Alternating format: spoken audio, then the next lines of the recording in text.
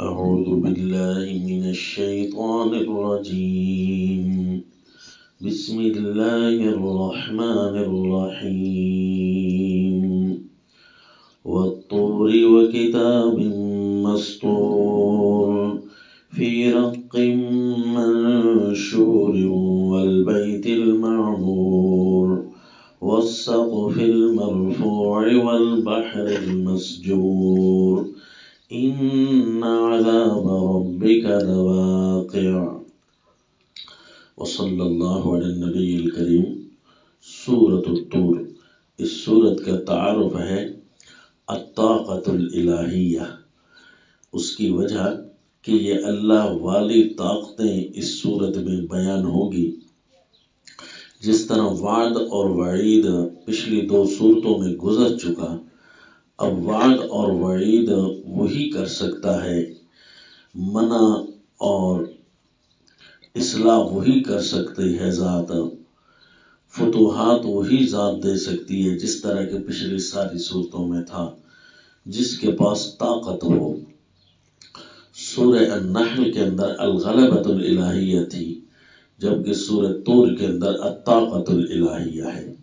غلبہ اور طاقت بظاہر ایک جیسے لگتے ہیں، لیکن اس کے اندر ساری کی ساری کائنات کے ذرے ذرے پر اور ایک ایک چیز پر اور ایک ایک نعمت پر اور لینے اور دینے پر قدرت کا بتایا گیا.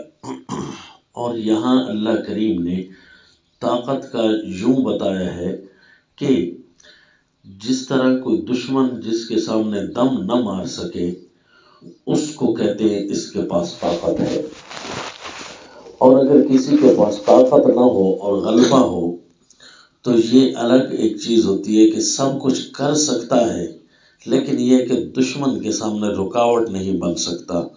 تو اس کے پاس کہتے ہیں کہ غلبہ تو اس کو ہے ساری چیزوں پر، لیکن اگر کوئی سے طاقت دے تو یہ سب کچھ کر سکتا ہے. تو اس سے ثابت ہوا کہ غلبہ اور چیز ہے اور قدرت طاقت اور چیز ہے. تو یہاں پر اللہ کریم نے اپنے دشمنوں پر بھی غلبہ بتایا، اس کو طاقت سے تعبیر کرتے ہیں الطاقت الالہیہ. لہذا دونوں صورتیں الگ الگ سمجھ آنی چاہیے. اور اس کا طریقہ یہ بتایا، طریقہ کار یہ اختیار فرمایا کہ شروع میں ایسے شواہد لگائے کہ وہ شواہد خود بتا رہے ہیں اللہ کی طاقت کو. وہ کیسے تھی کہ والطور وکتاب مسطور، کہ طور گواہ ہے. کوہ طور کی گواہی اس لیے کہ سیدنا موسیٰ علیہ السلام کا مہبط وحی ہے اور وہاں پر حاکمیت کی وحی کی گئی. کیونکہ جس طرح پچھلی صورتوں میں ہم پڑھتے آئے ہیں کہ جس طرح سیدنا نوح علیہ السلام اول الرسل تھے کہ شرک کی تردید سب سے پہلے آپ نے ہی شروع فرمائی. ان سے پہلے شرک ہوتا نہیں تھا اور آپ کی قوم میں شرک پیدا ہوا تو سیدنا نوح علیہ السلام تردید کرنے تشریف لائے. اور پھر سیدنا موسیٰ علیہ السلام وہ پہلے پیغمبر ہیں جنہوں نے بادشاہتوں کو یوں للکارا کہ وہ خدائی دعوے کرنے لگ گئے تھے حاکمیت کی. تو پہلے پیغمبر ہیں جنہوں نے حاکمیت غیر کا رد کیا کہ ایک اللہ کی حاکمیت ہے. تو اس لیے یہ جتنے بھی آگے شواہد بیان ہوں گے وہ سارے حاکمیت کی شواہد ہیں. تو پوری صورت کا دعویٰ یوں بنے گا الشواہد الحاکمیہ من الطور الی البیت المعمور، کہ طور سے لے کر بیت المعمور تک. یعنی بیت المعمور یہ کون سی جگہ ہے؟ احادیث طیبہ میں آیا، باقی اللہ کریم کو بھی پتہ ہے، کیونکہ لفظی بات تو یہ ہے کہ ہر وہ معمور بیت، ہر وہ گھر جو آباد ہے، جس کو تعمیر کیا گیا ہے، وہ گھر وہ کہاں ہے؟ یعنی کائنات میں کہیں بھی کوئی ایسی جگہ ہے جہاں پر کچھ بھی آبادی ہے تو اصل سب سے بڑا بیت المعمور جس اس لفظ کے سب سے بڑے افراد میں سے جو فرد ہے وہ ہے کہ جس پر فرشتے جس کا طواف کرتے ہیں وہ بیت المعمور ہے، وہ اس کا بڑا فرد ہے۔ پھر تمام افراد اس کے اندر موجود ہو سکتے ہیں، کیونکہ اللہ کریم نے ایک لفظ کی تشریح نہیں فرمائی، تو اس کا مطلب یہ ہے کہ اس لفظ کو اسی طرح رکھا جائے جس طرح کے موجود تھا۔ تو ہر وہ گھر جہاں پر کوئی بھی جمع ہوتے ہیں وہاں پر صرف ایک اللہ کا امر چلتا ہے، چھوٹی حکومت ہو یا کسی کی بڑی حکومت ہو، چھوٹا سا ملک ہو یا چھوٹا سا گھر ہو، بڑی سی مملکت ہو بڑا سا گھر ہو، ہر جگہ ایک اللہ کا امر چلتا ہے۔ تو اس لیے کوہ طور سے لے کر بیت المعمور تک کے تمام شواہد اس بات پر دال ہیں کہ حاکم صرف اللہ ہے۔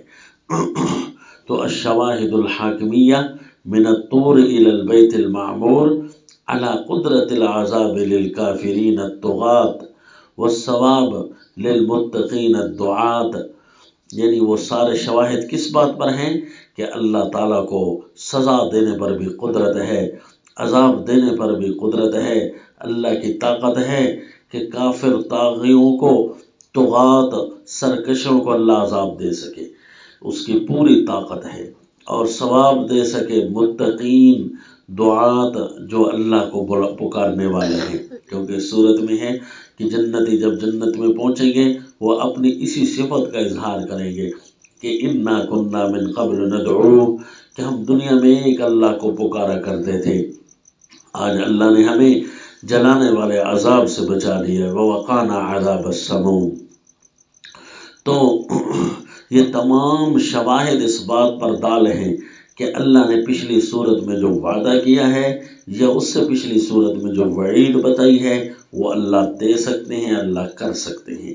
تو الطاقت الالہیہ اس صورت کا تعارف ہوا، اور پھر یہاں جنتیوں کا بھی تذکرہ بڑا اسپیشل کر کے کیا کہ میں اللہ کو طاقت ہے کہ جس طرح عذاب دے سکتا ہوں اسی طرح میں اللہ کسی کو نعمتوں سے اور بہاروں سے بھی مالا مال کر سکتا ہوں۔ حتیٰ کہ جنتیوں کی وہ صفت بھی بتائی کہ جس میں ان کی مومنوں کو ان کی مومن اولادیں مل رہی ہوں گی جنت میں، یعنی نچلوں کو ہم اوپر لے آئیں گے، یہ بھی اللہ تعالیٰ کی قدرت کا ایک کرشمہ ہے۔ پھر آپ صلی اللہ علیہ وسلم کو تسلی اور مشرکین کو ڈانٹ دی گئی کہ دیکھو رسول اللہ صلی اللہ علیہ وسلم کو ہلکا سمجھنے والے، یہ تو اللہ کے نبی اللہ کی نعمت بیان کرنے والے ہیں۔ مشرکوں کو ڈانٹ دی گئی کہ یہ جتنے بھی آپ پر فتوے لگا لیں، جتنے بھی کہیں، یہ لفظ ام یہاں کئی دفعہ آئے گا۔ ام یقولون شاعر، ام تأمرهم احلامهم، ام یقولون تقولہ، ام خلقوا من غیر شیء، ام خلقوا السماوات والارض، ام عندهم خزائن ربک، ام هم المسیطرون، ام هم الخالقون، ام لهم سلم یستمعون، ام له البنات ولکم البنون، ام تسألهم اجرا، ام عندهم الغیب، ام یریدون کیدا، ام لهم الہ غیر اللہ۔ یہاں لفظ ام کے ساتھ بہت زیادہ کر کے ڈانٹ دی گئی کہ تمہارے پاس ہے کیا، تم ہو کیا، کیا وجہ ہے کہ تم اللہ تعالیٰ کے سامنے جرأتیں کر رہے ہو، یہ ساری طاقتیں تو اللہ کی ہے، ایک اللہ ہی سب کچھ کر سکتا ہے۔ بالآخر فرمایا ام لہم الہ غیر اللہ، کیا یہ کوئی اللہ کے علاوہ اور الہ رکھے ہوئے ہیں؟ لے آؤ نا، دکھاؤ نا کس کی پاور ہے۔ سبحان اللہ عما یشرکون، اللہ شریکوں سے پاک ہے، کوئی اللہ جیسا نہیں، کوئی اور ان کا الہ نہیں ہے۔ وَإِنَّ لِلَّذِينَ ظَلَمُوا عَذَابًا دُونَ ذَلِكَ، ایک تو وہ جہنم والا عذاب ہے نا، وہ جو آخرت والا عذاب ہے، اس کے علاوہ بھی ان پر عذاب آتے رہیں گے، یہ اللہ کی طاقت ہے، یعنی کوئی بھی دشمن اللہ کے سامنے دم نہیں مار سکتا۔ جب یہ طاقتیں اللہ کی ہیں تو وَاصْبِرْ لِحُکْمِ رَبِّكَ فَإِنَّكَ بِأَعْیُنِنَا، میرے پیغمبر آپ اپنے رب کے حکم پر ہی ڈٹ کر رہیں، جس طرح اللہ نے فرما دیا اسی طرح نہیں، فَإِنَّكَ بِأَعْیُنِنَا، آپ ہماری نگرانی میں ہیں۔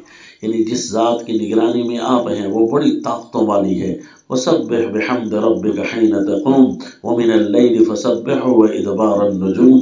آپ اللہ کی پاکیاں صبح و شام، ہر لمحہ، ہر تبدیلی یوم پر، ہر تبدیلی وقت پر اللہ کی پاکیاں بیان کرتے رہیں. آپ کا کام اللہ کے نغمے پڑھنا، اللہ کے حکم کی پاسداری کرنا، بس اسی کو لے کر چلتے رہیں. پھر دیکھیں اللہ اپنے طاقتوں کا اظہار کیسے کرتے ہیں اور کہاں کہاں کرتے ہیں. یہ تھا اس صورت کا تعارف، الطاقت الالہیہ وما علینا الا البلاغ.